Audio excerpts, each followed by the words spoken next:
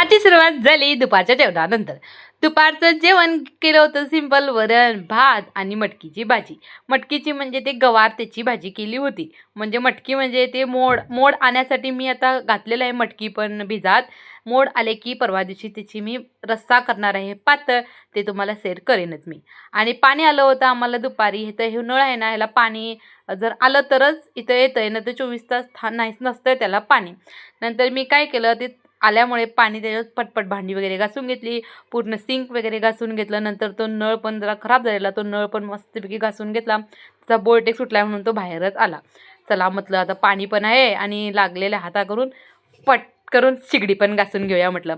मग शिगडीवरती घातलं पाणी, थोडंसं साबण घेतला, घासणी घेतली आणि गस गस असं घासून मस्तपैकी करून घेतले. सॉरी घासून घेतलं. घासून घेतल्यानंतर एकदम अशी बघितलं चकचकून दिसते, नवरीवाणी दिसते माझी शेगडी. आणि बरं पण होतं आहे ना आणि फ्रेश वाटतंय, त्याच्यासाठी मी बनवून घेतलं. चला तर भेटूया नेक्स्ट व्हिडिओमध्ये. आवडल्यास सबस्क्राईब करायला विसरू नका. Bye bye. इथंच मी एंड करते. Take care.